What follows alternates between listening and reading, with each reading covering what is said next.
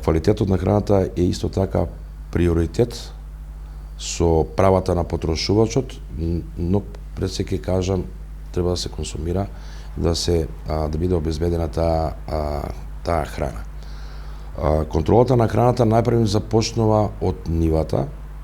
Пред се треба да се знае дека таму мора да биде присутна безбедноста на самата вода. Сите химикалии, средства кои што се за заштита на растенијата се во надлежност на Министерството за земјоделство, шумарство и водостопанство, односно Државниот инспекторат за земјоделие.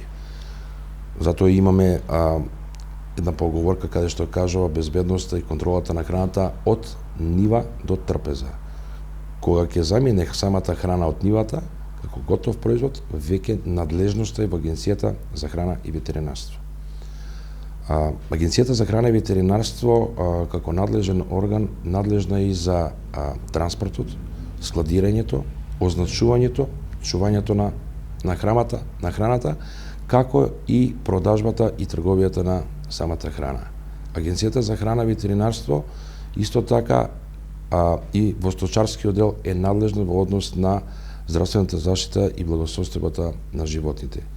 Што се однесува до увознава храна, задолжително кога храната ќе стигне на граничните премини, задолжително се бара потребната документација. После тоа инспекторите, без разлика дали станува збор за инспектори, државни инспектори за храна или ветеринарни инспектори, пристапуваат кон втората фаза, тоа е физичкиот преглед. Согласно мониторинг програмите за увоз на храна, но и од опасноста на ризик и по проценка на самите инспектори, се зима од таа пратка мостра и се доставува до лабораториско испитување до соодветна лабораторија акредитирана. Во моментов таа пратка е под инспекцијски надзор се до добивање на задоволителен резултат од самата лабораторија. Доколку, нели, воспротивно, резултатот од лабораторијата не е во ред, тогаш операторот ја враќа пратката во земјата извозник или нештетно ја уништува.